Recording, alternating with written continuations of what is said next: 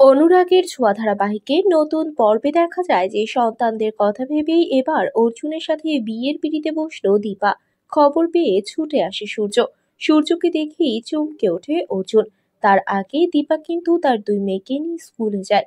School থেকে বাড়িতে ফিরেই সবাইকে নিয়ে বেশ হুল্লোড় করে দীপা, কেননা তার দুই মেয়ের পারফরমেন্স খুব ভালো হয়েছে। আগামীকাল বেস্ট ফ্যামিলি অ্যাওয়ার্ডটা চাই। সোনা ও রূপার দাদু খুব এক্সাইটেড যে আগামীকাল তিনিও পার্টিসিপেট করবেন। কিন্তু দীপার সাথে কে থাকবে? সূর্য তো আর দীপার সাথে থাকতে পারবে না, তাই অন্য পথে হাঁটতে হবে। এমন সব চিন্তাধারা থেকেই সূর্যের বাবা নিজেই কিন্তু প্রস্তাব দিল যে আজই আমি আমার মেয়ে দীপার সাথে অর্জুনের বিয়েটা দিয়ে দিতে চাই। অর্জুন আপত্তি না করলেও দীপা কিন্তু আপত্তি করছে। আর তাই তো দীপা এবার নিজের মেয়ে দুটোর কথা ভাবে। তাহলে কি এবার সোনা ও রূপার ভালো ভেবেই বিয়ের পিড়িতে বসবে? সূর্য এসে অর্জুনের হাত থেকে সিঁদুর কেড়ে নিয়ে কি দীপা সিঁথিতে সিঁদুর পরিয়ে দিবে সূর্য? বন্ধুরা, তোমাদের কি মনে হয়? এক্ষুনি একটি লাইক দিয়ে এবং কমেন্ট করে জানিয়ে দাও তোমাদের মতামত। ধন্যবাদ।